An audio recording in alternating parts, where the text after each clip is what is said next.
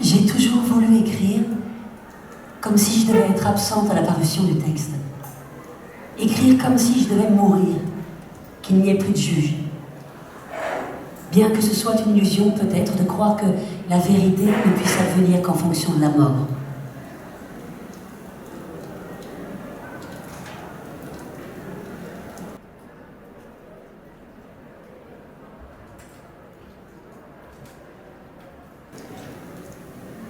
Mon premier geste en m'éveillant était de saisir son sexe dressé par le sommeil et de rester ainsi, comme agrippé à une branche.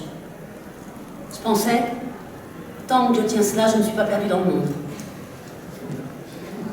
Si je réfléchis aujourd'hui à ce que cette phrase signifiait, il me semble que je voulais dire qu'il n'y avait rien d'autre à souhaiter que cela, avoir la main refermée sur le sexe de cet homme.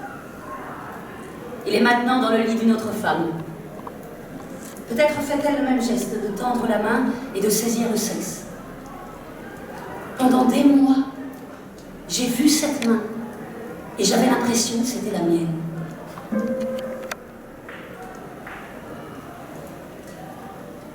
C'est pourtant moi qui avais quitté W quelques mois auparavant après une relation de 6 ans.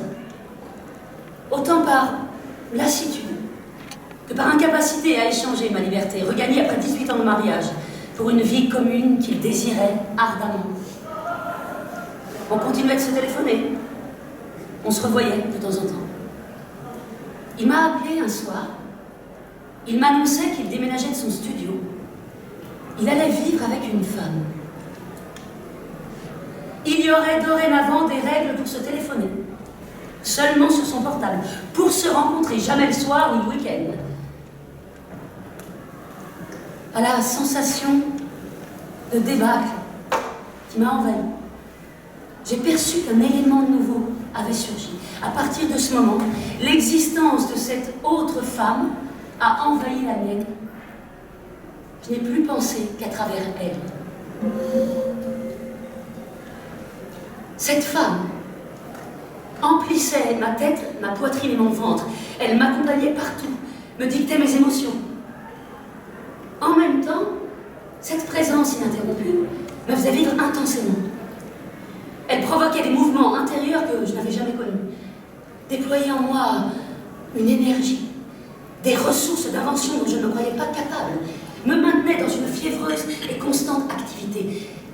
J'étais, au double sens du terme, occupée.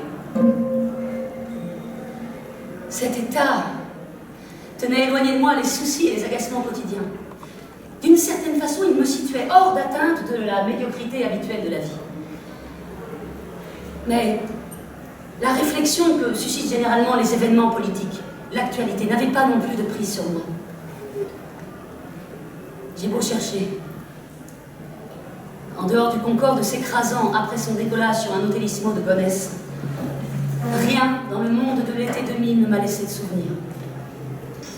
Il y avait d'un côté la souffrance, de l'autre la pensée incapable de s'exercer sur autre chose que le constat et l'analyse de cette souffrance.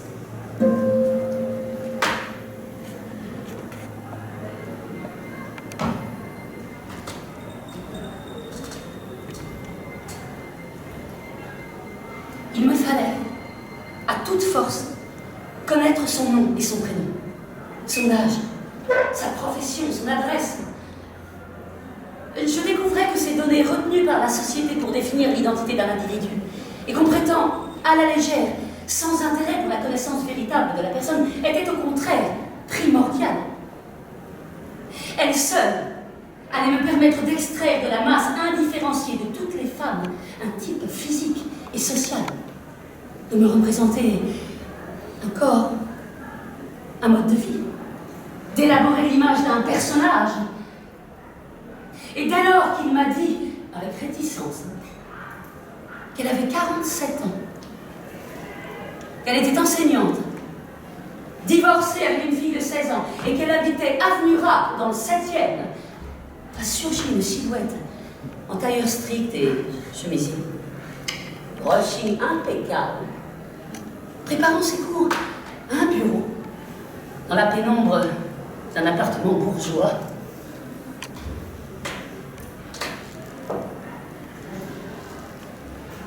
Le nombre 47 a pris une étrange matérialité.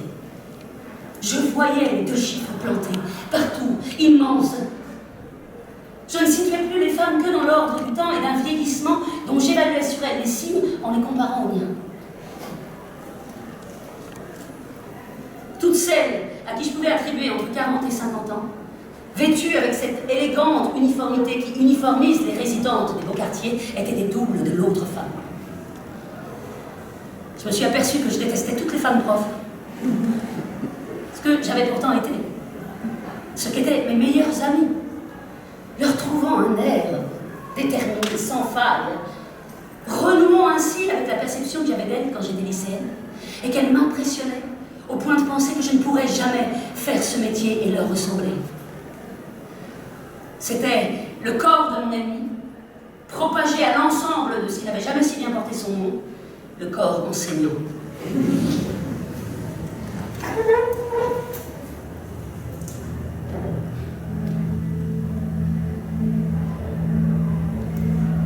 Dans le métro, n'importe quelle femme dans la quarantaine portant un sac de cours était-elle.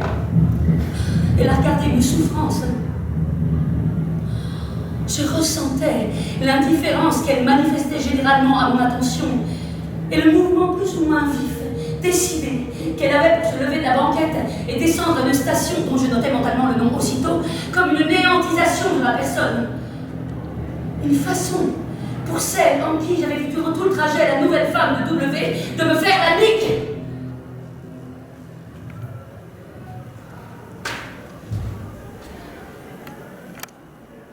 Un jour, je me suis souvenue de J, les yeux brillants sous ses cheveux ondulés, se vantant d'avoir, dans son sommeil, des orgasmes qui la réveillaient. Aussitôt, c'est l'autre femme qui a pris sa place. L'autre femme que je voyais et entendais, exsudant la sensualité et les orgasmes à répétition. Ah. C'était comme si toute une catégorie de femmes aux capacités érotiques hors du commun, arrogantes, la même que celle dont les photos radieuses ornent le succulent sexe pour l'été des magazines féminins, se levait triomphalement, dont j'étais exclue. Cette transsubstantiation du corps des femmes que je rencontrais, encore de l'autre femme, s'opérait continuellement. Je la voyais partout.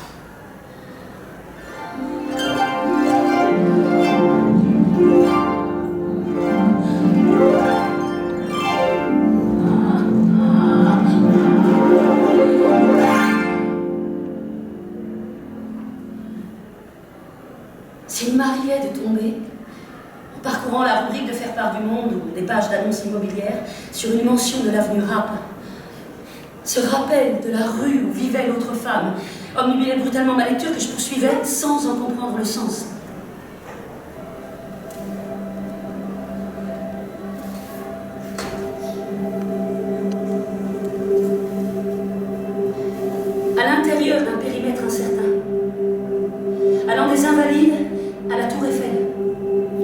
englobant le pont de l'Alma et la partie calme, huppée du 7e, s'étendait un territoire où pour rien au monde je ne serais aventurée.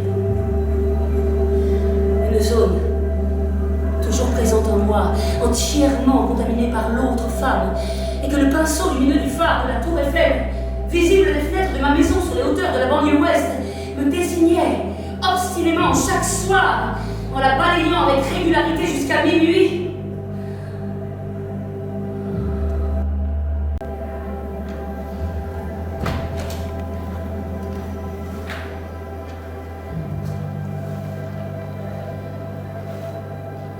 Quand, pour une obligation quelconque, je devais me rendre à Paris, dans le quartier latin, où après la vulnérable, la probabilité de croiser en compagnie de cette femme était la plus grande, j'avais l'impression de me trouver dans un espace hostile. Être surveillée de tous les côtés de façon indéfinissable. Comme si dans ce quartier que j'emplissais de l'existence de cette femme, la mienne n'avait pas sa place. Je me sentais en fraude. Marcher boulevard Saint-Michel ou rue Saint-Jacques, même si j'y étais contrainte, c'était exposer mon désir de les rencontrer. Dans l'immense regard accusateur que je sentais peser sur moi, c'est Paris, tout entier, qui me punissait de ce désir.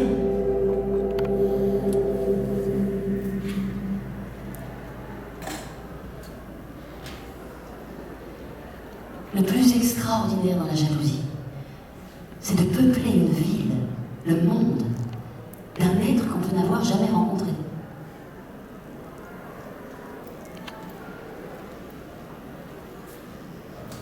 En de rares moments de répit, je me sentais comme avant.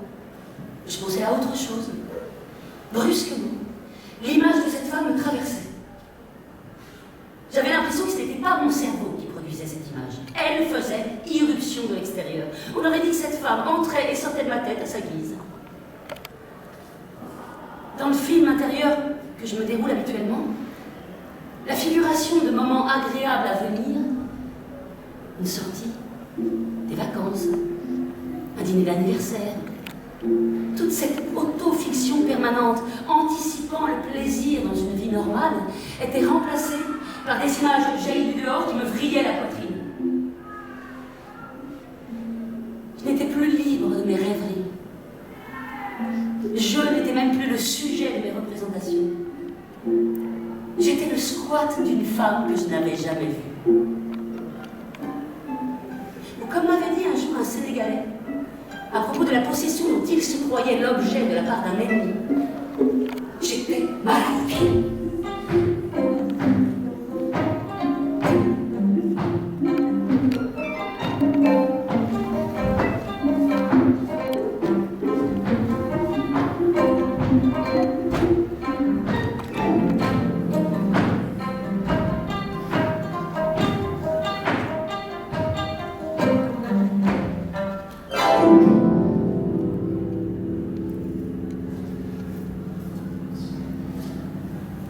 Je me sentais délivrée de cette emprise qu'en essayant la robe ou le pantalon que je venais d'acheter en prévision de ma prochaine rencontre avec W. Son regard imaginaire me rendait à moi-même.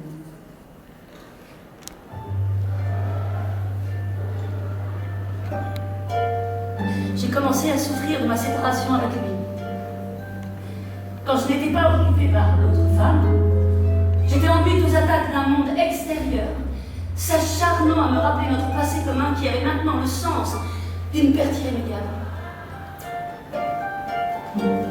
Soudainement, apparaissaient dans ma mémoire, sans relâche et à une vitesse vertigineuse, des images de notre histoire, telles des séquences de cinéma qui se chevauchent et s'empilent sans disparaître. Rue, café, chambre d'hôtel, train de nuit et plage tournoyaient et se télescopaient. Une avalanche de scènes et de paysages dont la réalité était à ce moment-là effrayante. J'y étais.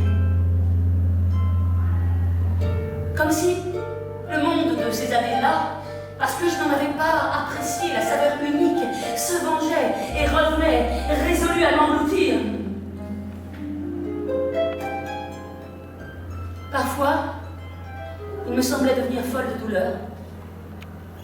Mais la douleur était le signe même que je ne l'étais pas folle.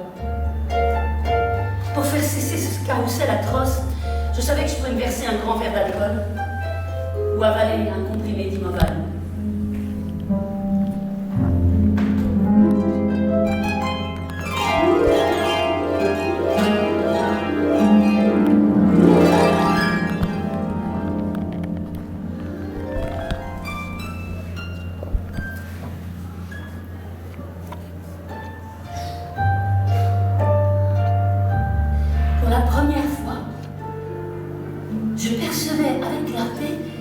La nature matérielle des sentiments et des émotions dont j'éprouvais physiquement la consistance, la forme, mais aussi l'indépendance, la parfaite liberté d'action par rapport à ma conscience.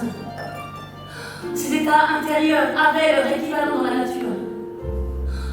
Déferlement de vagues, effondrement de falaises, gouffres, prolifération d'algues.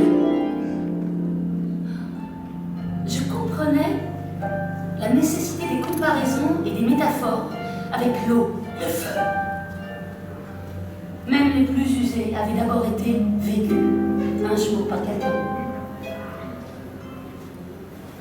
Continuellement, des chansons ou des reportages à la radio, des pubs, me replonger dans le temps de ma relation avec W. Entendre I'll be waiting, juste quelqu'un de bien. Ou une interview d'Ousmanso, dont nous avions vu ensemble les statues colossales sur le pont des Arts, nous serraient aussitôt la gorge. N'importe quelle évocation de séparation ou de départ. Un dimanche, une animatrice qui t'enfile la radio où elle avait parlé durant 30 ans suffisait à me bouleverser. Comme les gens fragilisés par la maladie ou la dépression, j'étais une caisse de résonance de toutes les douleurs. Un soir sur le quai du RER, j'ai pensé à Alma Karine. À l'instant où elle va se jeter sous le train avec son petit sac rouge.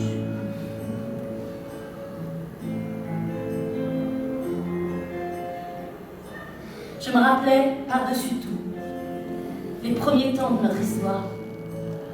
L'usage de la magnificence de son sexe, ainsi que je l'avais écrit dans mon journal intime.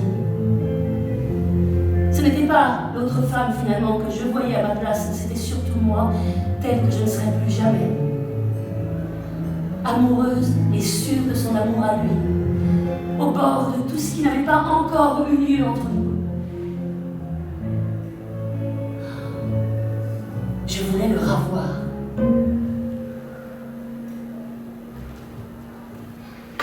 J'avais absolument besoin de voir un film à la télé, sous prétexte que je l'avais raté à sa sortie en salle. Il me fallait bien admettre ensuite que ce n'était nullement pour cette raison. Il y avait des quantités de films qui m'avaient échappé, et donc le passage à la télévision quelques années après m'indifférait.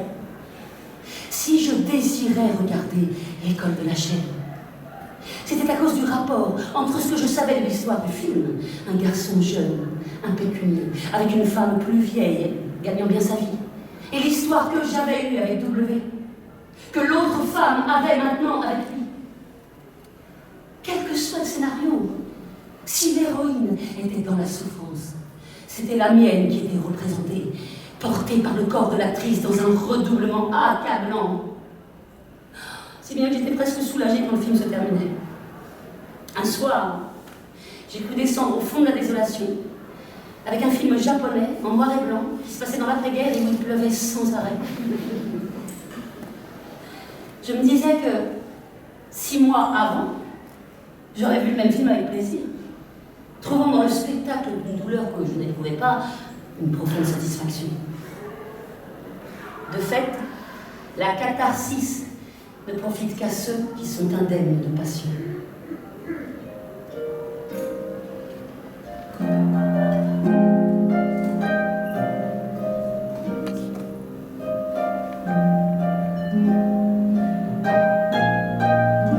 Entendre par hasard I Will Survive, cette chanson sur laquelle, bien avant qu'elle ne soit braillée dans les vestiaires de la Coupe du Monde de football, je me déchaînais certains soirs en dansant dans l'appartement de W, me pétrifiait. je virevoltais en lui. Seul comptait le rythme de la musique et la voix âpre de Gloria Gaynor que je ressentais comme la victoire de l'amour contre le temps. Dans le supermarché où je l'entendais entre deux annonces publicitaires, le leitmotiv de la chanteuse prenait un sens nouveau, désespéré. Moi aussi, il le faudrait. I will survive. I will survive.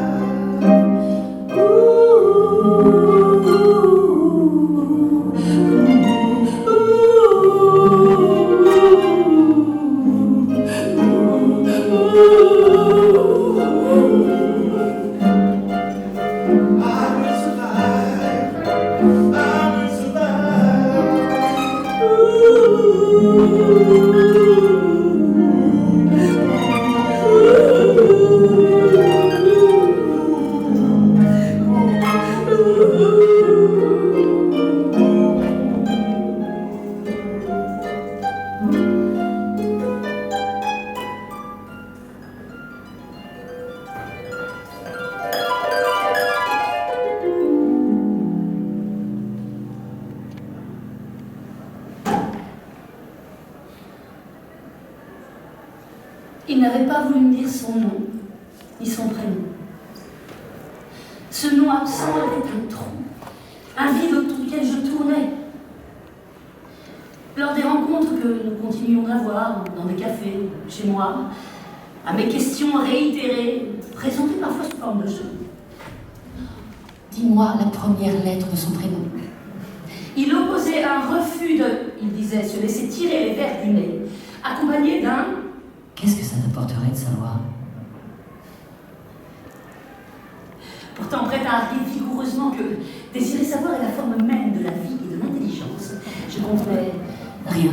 et je pensais connaître le nom de l'autre femme. C'était dans le manque d'être qui était le mien, accaparer un petit quelque chose d'elle.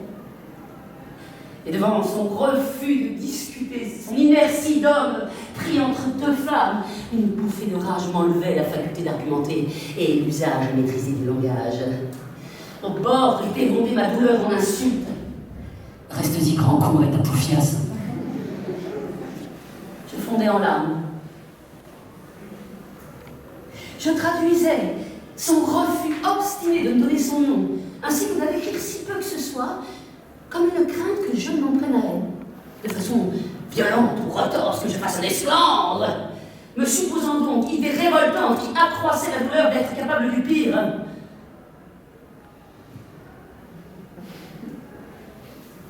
À certains moments, je soupçonnais aussi une forme de roublardise sentimentale, me maintenir dans une frustration qui entretenait l'envie que j'avais à nouveau de lui. À d'autres, j'y voyais aussi un désir de la protéger, de la soustraire complètement à ma pensée, comme si celle-ci était maléfique pour elle. Yeah. Ta mère,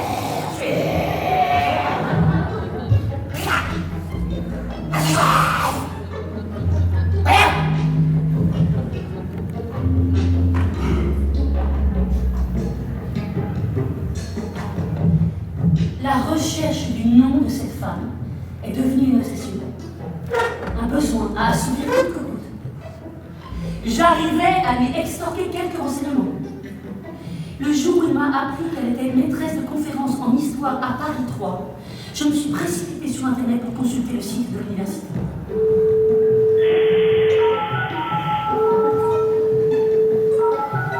En voyant, parmi les rubriques, celle des enseignants, classés par spécialité, puis à côté de leur nom, un numéro de téléphone, j'ai ressenti une sensation de bonheur incrédule, insensée, qu'aucune découverte d'ordre intellectuel n'aurait pu me procurer à ce moment-là. J'ai fait défiler l'écran, déchantant au fur et à mesure. Même si en histoire les femmes étaient infiniment moins nombreuses que les hommes, je n'avais aucun signe pour la repérer dans cette liste. tout nouvel indice que je lui soutirais me lançait aussitôt dans des recherches tortueuses et infatigables sur Internet, dont l'utilisation assurément était importante dans ma vie. Ainsi, lorsqu'il m'a appris qu'elle avait fait sa thèse de doctorat sur les Chaldéens, j'ai lancé le moteur de recherche, le bien nommé, ai-je pensé, sur le mot thèse. Après quantité de clics sur différentes rubriques, spécialité, lieu de soutenance du doctorat.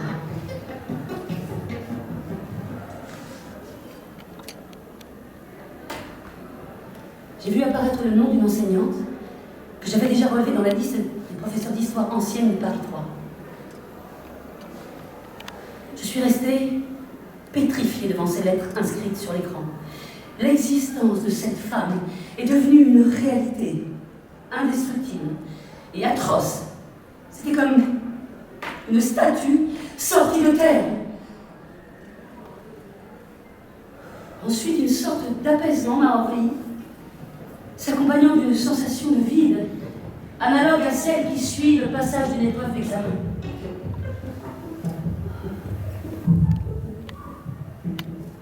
Un peu plus tard, le doute m'a assailli et j'ai consulté l'annuaire téléphonique du militaire.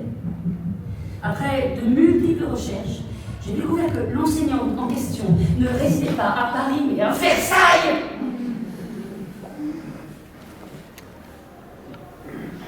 Ce n'était donc pas elle. À chaque fois que j'étais traversée par une nouvelle supposition sur l'identité de notre femme, l'éruption violente de cette pensée, le creux qu'elle produisait aussitôt dans ma poitrine, la chaleur dans mes mains, me paraissaient des critères de certitude aussi irréfutables que l'est peut-être pour le poète ou le savant l'illumination. Un soir, j'ai éprouvé cette certitude devant un autre nom de la liste des professeurs, cherchant aussitôt sur Internet si celle qui se nommait ainsi avait publié des livres ayant un rapport avec les Chaldéens. Sous la rubrique la concernant, il y avait la translation des reliques de Saint-Clément, article en préparation. La joie m'a submergée. Je me voyais en train de dire à W, avec une ironie ravageante, la translation des reliques de Saint-Clément. Oh, quel sujet palpitant. Oh bah, voilà le texte que le monde entier attend. Qui va changer le monde. Et c'est en toutes les variantes d'une phrase destinée à tuer de ridicule les travaux auxquels notre femme se consacrait. Jusqu'à ce que d'autres signes aient rendu invraisemblable quel soit l'auteur de l'article. À commencer par l'absence évidente de relation entre les Chaldéens et Saint-Clément. Pape et martyr. J'imaginais téléphoner au numéro des enseignantes que j'avais soigneusement noté. Demander, après avoir pris la précaution de faire le 3651 qui permet de ne pas identifier celui qui appelle. Puis-je parler à W? Et si j'étais tombée juste? Que la réponse soit lâchée d'une voix poissarde, utilisant une information qu'il m'avait livrée par mégarde sur son problème de santé. Alors, ma grosse, elle va mieux ta vésicule de merde? Avant de raccrocher. Dans ces moments, je sentais remonter la sauvagerie originelle. J'entrevoyais tous les actes dont j'aurais pu me rendre capable si la société n'avait jugulé en moi les pulsions, comme par exemple, au lieu de simplement chercher le nom de cette femme sur Internet, décharger sur elle un revolver en hurlant « Salope!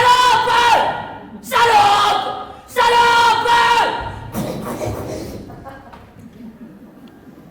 Chose que je faisais d'ailleurs parfois à tour, sans revolver. Ma souffrance, au fond, c'était de ne pas pouvoir la tuer. Et j'enviais les mœurs primitives. Les sociétés brutales où on enlève la personne, on l'assassine même. Résolvant en 3 minutes la situation. S'évitant l'étirement qui me paraissait sans fin d'une souffrance. S'éclairait pour moi la mansuétude des tribunaux envers les crimes dits passionnels. Leur répugnance à appliquer la loi qui veut qu'on punisse un meurtrier. Une loi issue de la raison et de la nécessité de vivre en société, mais qui va à l'encontre d'une autre, viscérale. Vouloir supprimer celui ou celle qui a envahi votre corps et votre esprit. Leur désir au fond de ne pas condamner l'ultime geste de la personne en proie à une intolérable souffrance. Le geste d'Othello. Car c'est de redevenir libre, de rejeter au dehors ce poids à l'intérieur de moi-même qu'il s'agissait, et tout ce que je faisais aller dans ce but.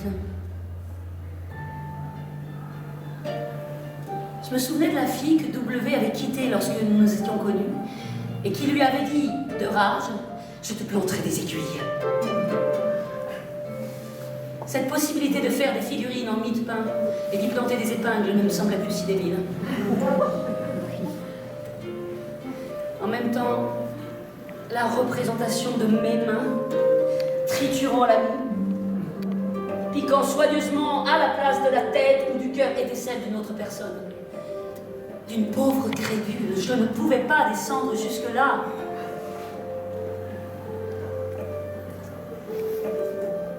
La tentation d'y descendre avait pourtant quelque chose d'attirant et d'effrayant. Comme se pencher au-dessus d'un puits et voir trembler son image dans le fond.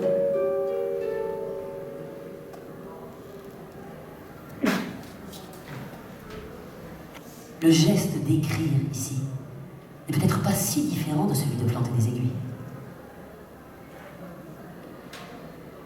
D'une manière générale, j'admettais les conduites que je stigmatisais naguère ou qui suscitaient mon hilarité. Oh, comment peut-on faire ça? Était devenu, moi aussi, je pourrais bien le faire. Je rapprochais mon attitude et mon obsession de certains faits divers, tel celui de cette jeune femme qui avait harcelé un ancien amant et sa nouvelle compagne pendant des années au téléphone, saturant le répondeur, etc., etc. Si je voyais la nouvelle femme de W dans des dizaines d'autres, moi-même, je me projetais dans toutes celles qui avaient, plus folles ou plus audacieuses, de toute manière pété les plombs.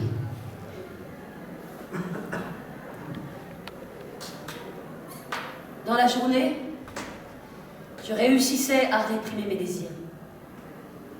Avec la nuit, mes défenses tombaient et mon besoin de savoir revenait, plus invasif que jamais.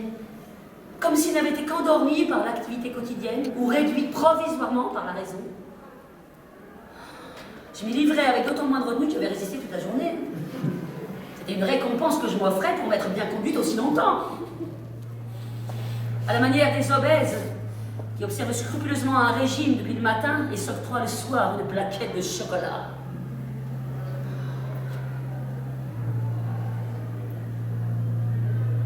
Appelez tous les gens de l'immeuble où elle habitait avec W.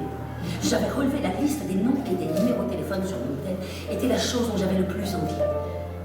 Et la plus terrible, ce serait d'un seul coup accéder à l'existence réelle de cette femme en entendant une voix qui pourrait être la sienne.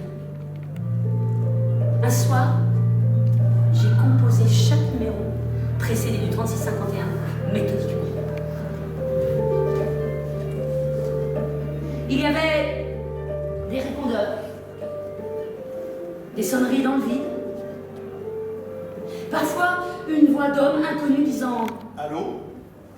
Alors je raccrochais. Quand c'était une femme, d'un ton à la fois neutre et déterminé, je demandais W. Puis devant la réponse négative ou étonnée, je m'exclamais que je m'étais trompé le numéro. Ce passage à l'acte était un saut exaltant dans l'illicite. Je notais scrupuleusement en face de chaque numéro appelé ses caractéristiques. Homme, femme, répondeur, hésitation. Parmi les noms que j'avais appelés, une femme avait indiqué sur le répondeur le numéro de son portable. Dominique L. Décidée à ne laisser passer aucune chance, je téléphonais dès le lendemain matin. Une voix féminine joyeuse, de celles qui trahissent l'impatience et le bonheur de recevoir un appel à claironner. Allô? Je suis restée muette. La voix du portable, brusquement en alerte, répétait compulsivement. compulsivement. J'ai fini par raccrocher sans rien dire. Dans la chaîne et l'émerveillement de découvrir un pouvoir démoniaque aussi facile, celui d'affoler à distance en toute impunité.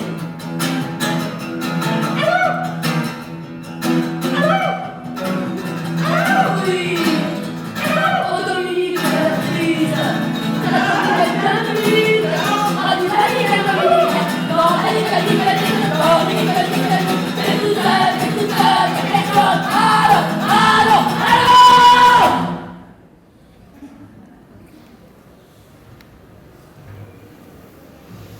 La dignité ou l'indignité de ma conduite, de mes désirs, n'est pas une question que je me suis posée en cette occasion.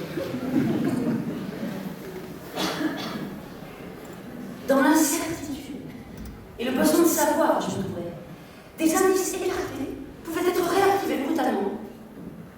Mon aptitude à connecter les faits les plus disparates dans un rapport de cause à effet était prodigieuse. Ainsi, le soir du jour où il avait repoussé le rendez-vous que nous devions avoir le lendemain, quand j'ai entendu la présentatrice de la météo conclure l'annonce du temps par « Demain, on fête les Dominiques »,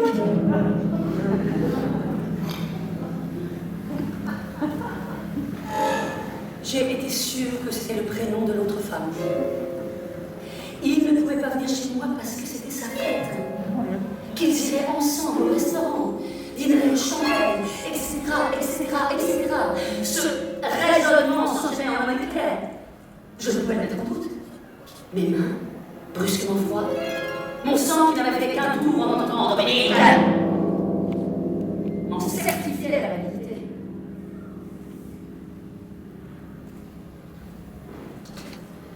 Je notais dans mon journal: je suis décidée à ne plus le revoir.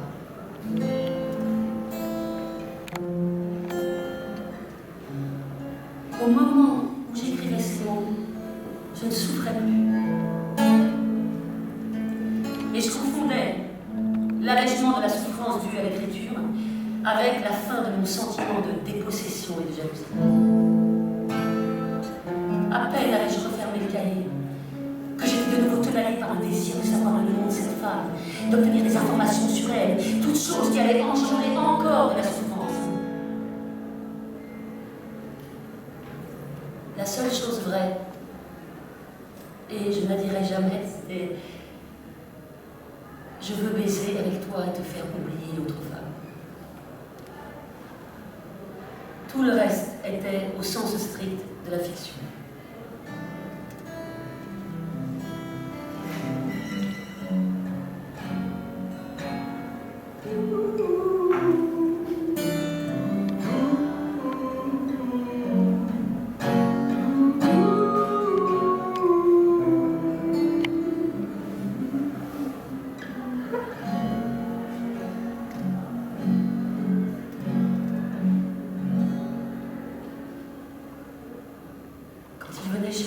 Il allait aux toilettes.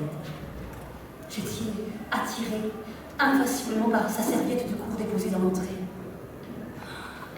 J'étais sûre qu'il recelait tout ce que je désirais connaître. Le nom, le numéro de téléphone, peut-être une photo.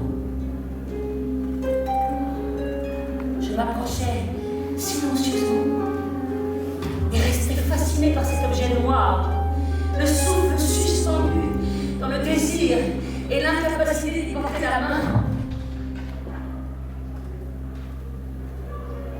Je me voyais, m'enfuyant avec au fond du jardin, l'ouvrant et le serpent une à une les escandais, les jours n'importe où, jusqu'à ce que comme une voleur de salvative, je trouve mon bonheur.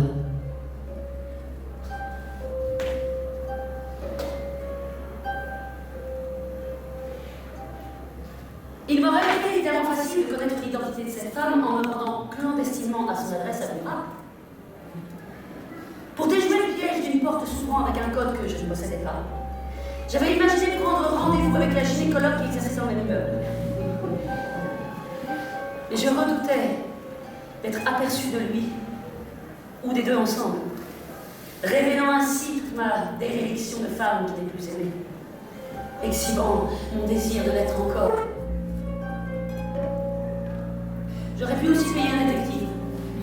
Mais c'était encore montrer mon désir à quelqu'un dont la profession ne m'inspire aucune estime. Il me semble que je ne voulais devoir qu'à moi-même, ou au hasard, la découverte du nom de cette femme.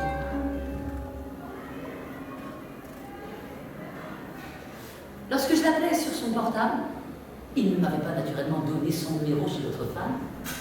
Il lui arrivait de s'exclamer « Je pensais justement à toi il y a une minute. » Loin de me réjouir, de me faire croire à une communion des esprits, cette remarque m'accablait. Je n'entendais qu'une chose. Le reste du temps, je n'étais pas dans sa pensée. C'était exactement la phrase que je n'aurais pas pu dire. Du matin au soir, lui et elle ne quittaient pas la mienne. Dans la conversation, il jetait parfois incidemment « Je t'ai pas dit !» enchaînant sans attendre la réponse le récit d'un fait survenu dans sa vie les jours précédents, l'annonce d'une nouvelle concernant son travail. Cette fausse question m'assombrissait aussitôt. Elle signifiait qu'il avait déjà raconté cette chose à l'autre femme. C'est elle qui, en raison de sa proximité, avait la primeur de tout ce qui lui arrivait, de l'anodin à l'essentiel. J'étais toujours la seconde, dans le meilleur des cas, à être informée. Cette possibilité de partager dans l'instant ce qui survient, ce qu'on pense, et qui joue un si grand rôle dans le confort du couple et sa durée, j'en étais dépossédée. Je t'ai pas dit. Me plaçait dans le cercle des amis, des familiers qu'on voit épisodiquement. Je n'étais plus la première et indispensable dépositaire de sa vie au jour le jour. Je t'ai pas dit. Me renvoyait à ma fonction d'oreille occasionnelle. Je t'ai pas dit. C'était... Je n'avais pas besoin de te le dire. Pendant ce temps, je vivais, en poursuivant inlassablement le récit intérieur tissé de choses vues et entendues au fil des jours, qu'on destine à l'être aimé en son absence. La description de mon quotidien qui, je m'en rendais vite compte, ne l'intéressait plus. Je t'ai pas dit.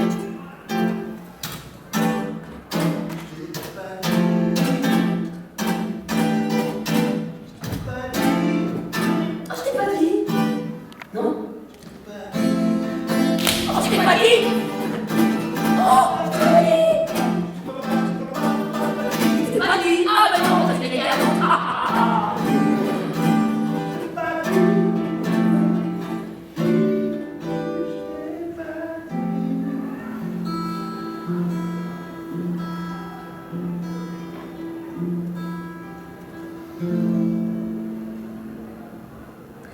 Qu'entre toutes les possibilités qui s'offrent à un homme dans la trentaine, il est préféré une femme de 47 ans était intolérable. Je voyais dans ce choix la preuve évidente qu'il n'avait pas aimé en moi l'être unique que je croyais être à ses yeux, mais la femme mûre, avec ce qui la caractérise le plus souvent, l'autonomie économique, une situation stable, la pratique acquise, sinon le goût du maternage et la douceur sexuelle. Je me constatais interchangeable dans une série.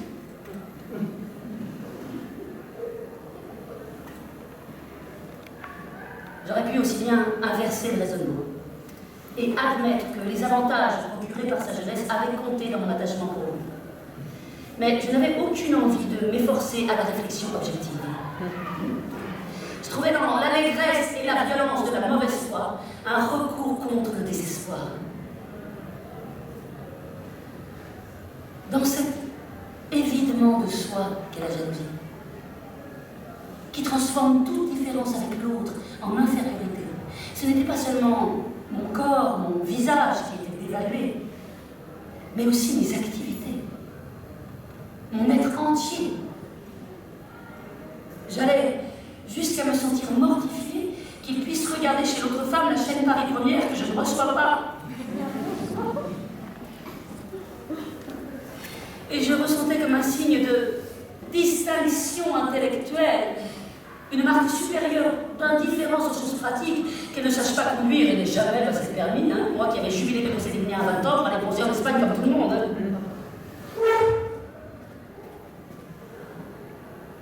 Le seul moment de jouissance était d'imaginer que l'autre femme découvrait qu'il me voyait encore. Qu'il venait, par exemple, de m'offrir un soutien-gorge et un string pour mon anniversaire. J'éprouvais un relâchement physique. Je baignais dans la béatitude de la vérité révélée. Enfin, la souffrance changeait de corps. Je me délestais provisoirement de ma douleur en imaginant la sienne.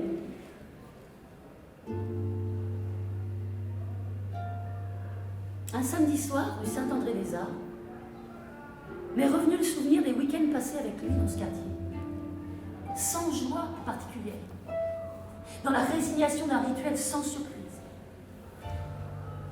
Il fallait donc que l'image de l'autre, le désir que cet autre avait de lui, soit doté d'une force immense pour avoir balayé l'ennui et tout ce qui m'avait poussé à rompre. À cet instant, j'ai convenu que le cul, ici le cul de l'autre femme, était la chose la plus importante du monde.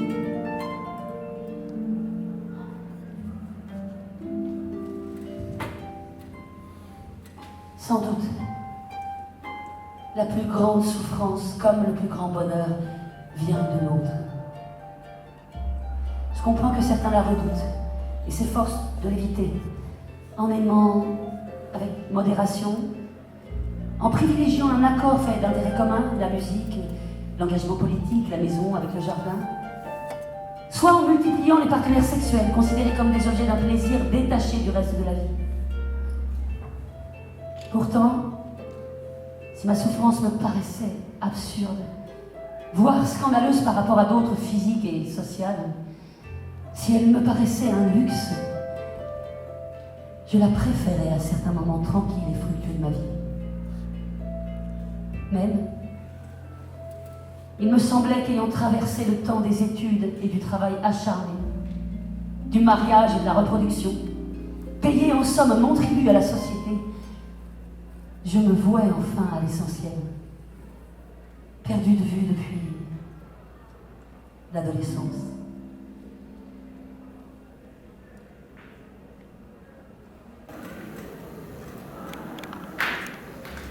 Un dimanche après-midi, je suis allée au théâtre avec JB, le passage en France que je n'avais pas vu depuis 7 ans. Ensuite, nous avons fait l'amour sur le canapé du salon de ses parents, par un enchaînement de gestes revenant tout seul. Il m'a dit que j'étais belle et que je suçais merveilleusement. Dans ma voiture, en revenant chez moi, j'ai pensé que ça n'était pas suffisant pour me délivrer. La purgation des passions que j'ai tant espéré de l'acte sexuel et qu'une chanson de Carabin me paraît assez bien exprimée.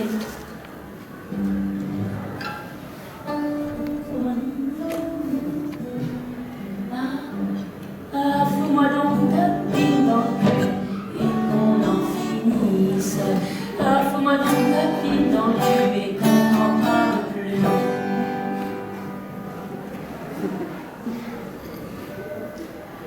La purgation des passions ne s'était pas produite. J'ai tout attendu du plaisir sexuel, en plus de lui-même. L'amour, la fusion, l'infini, le désir d'écrire. Ce qu'il me semble avoir obtenu de mieux jusqu'ici, c'est la lucidité. Une espèce de vision, subitement simple et désentimentalisée du monde.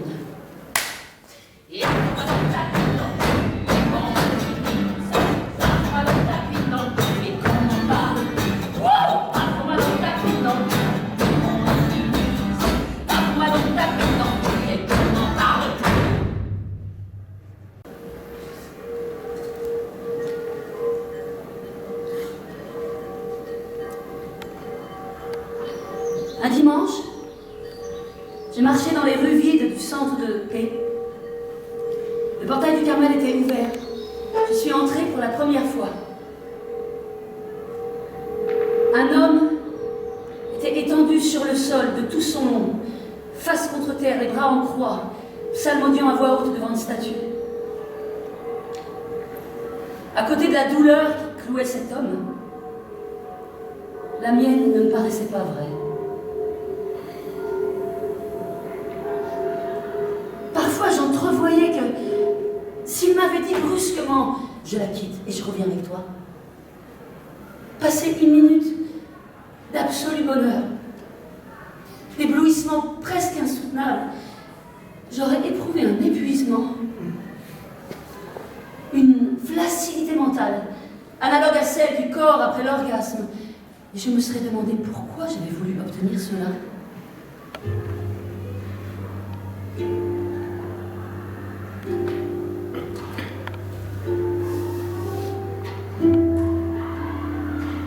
L'image de son sexe sur le ventre de l'autre femme survenait moins souvent que celle d'une vie quotidienne, qu'il évoquait précautionneusement au singulier, mais que j'entendais toujours au pluriel.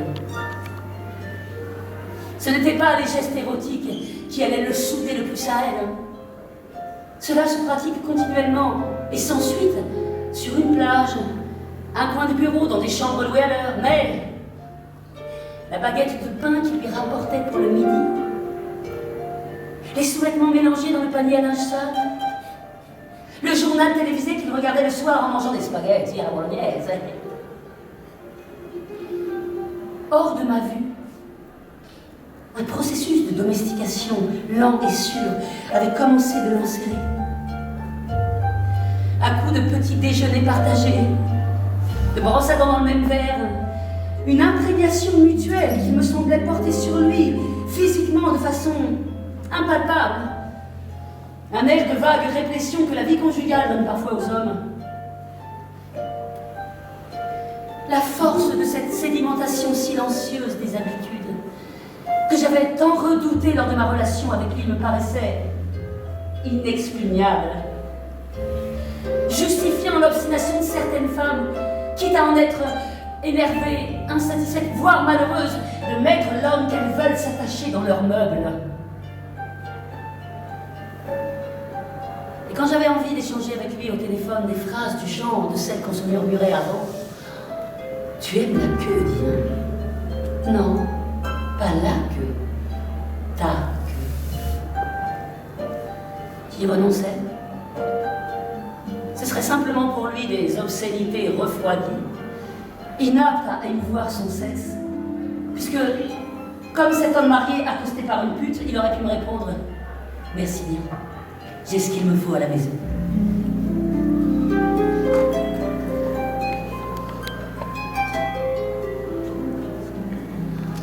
De plus en plus, à certains moments, il m'apparaissait fugitivement que je pourrais faire cesser cette occupation. Rompre le maléfice, aussi simplement qu'on passe d'une pièce dans une autre, qu'on sort dans la rue. Mais quelque chose manquait dont je ne savais pas d'où cela viendrait. Du hasard, du dehors, ou bien de moi-même. Un après-midi, j'étais avec lui dans un café, du côté de Saint-Philippe-du-Rhône. Il faisait un froid glacial, et la salle était mal chauffée. De la place où je me trouvais, je voyais juste mes jambes dans l'une des glaces ovales ornant bizarrement le bas du comptoir. J'avais mis des chaussettes trop courtes, et le pantalon relevé découvrait une bande de peau blanche.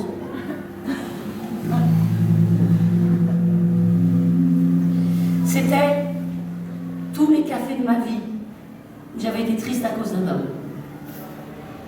Celui-ci était à son habitude, évasif et prudent. On s'est quitté au métro. Il allait retrouver l'autre femme, rentrer dans un appartement que je ne connaîtrais jamais, continuer de vivre avec elle dans sa familiarité comme il avait vécu dans la mienne. En descendant les marches, je me répétais, c'est trop destroy. La nuit suivante, je me suis réveillée le cœur battant avec violence. Je n'avais dormi qu'une heure. Il y avait en moi une une chose de souffrance et de folie qu'il me fallait rejeter à tout prix. Je me suis levée et j'ai traversé le séjour jusqu'au téléphone. J'ai composé le numéro de son portable et dit sur sa messagerie: Je ne veux plus te voir. Mais c'est pas grave, hein? Comme dans les communications par satellite, j'entendais ma voix à distance. Mon ton, faussement léger, accompagné du petit rire qui signe la déraison. Retournée au lit, j'étais toujours sous l'emprise de la souffrance. Il était trop tard pour prendre un somnifère. J'ai cherché et récité les prières de mon enfance, attendant sans doute d'elle le même effet qu'alors, la grâce ou l'apaisement. Dans le même but, je me suis fait jouir. L'étendue de douleur avant le matin était infinie. Couché sur le ventre, j'ai commencé d'halluciner sous moi des mots qui avaient la consistance des pierres, des tables de la loi. Les lettres, cependant, dansaient et s'assemblaient, se disloquaient, comme celles qui flottent dans le potage de pâte appelé alphabet. Je devais absolument saisir ces mots. C'était ce qu'il me fallait pour être délivré. Il n'y en avait pas d'autres. Je craignais qu'ils ne m'échappent. Tant qu'ils ne seraient pas écrits, je resterais dans ma folie. J'ai rallumé. Je les ai griffonnés sur la première page du livre posé à mon chevet. Jane Eyre. Il était 5 heures. Dormir ou non n'avait plus d'importance. J'avais rédigé ma lettre de rupture.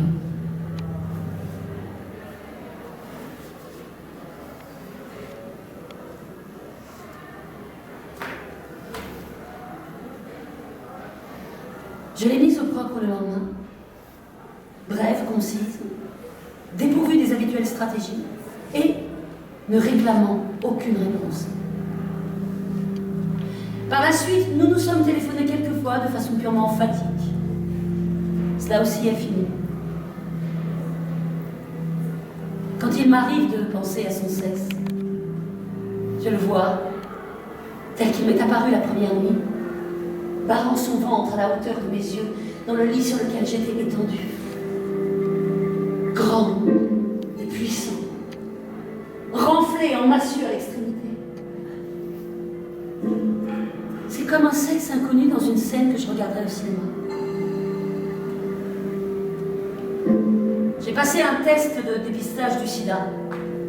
C'est devenu une habitude semblable à celle que j'avais, adolescente, d'aller à confesse. Une sorte de rite de purification. Je n'ai plus aucune envie de chercher le nom de cette femme, ni quoi que ce soit sur elle. J'ai cessé de la voir dans le corps de toutes celles que je croise. Je ne suis plus sur le qui-vive en marchant dans Paris. Je ne change plus de station de radio qu'en passe à Kuwait. J'ai parfois le sentiment d'avoir perdu quelque chose. À peu près comme celui qui s'aperçoit qu'il n'a plus besoin de fumer ou de se droguer.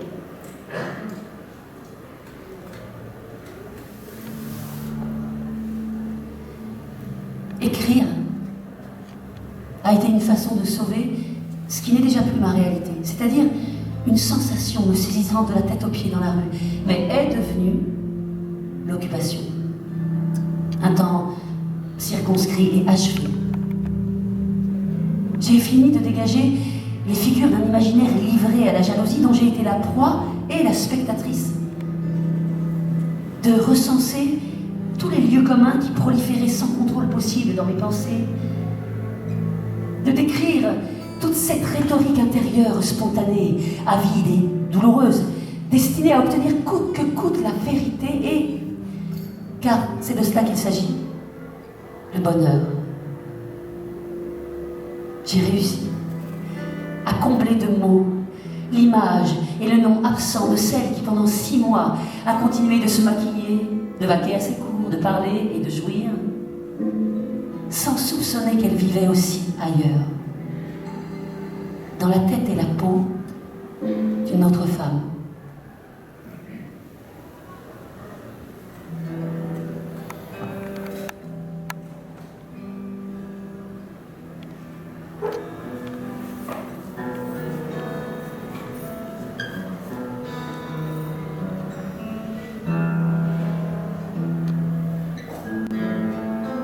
Je suis retournée à Venise cet été. J'ai revu le Campo San Stefano, l'église San Trovaso, le restaurant Montine et naturellement l'Exatere. Tous les lieux où je suis passée avec W.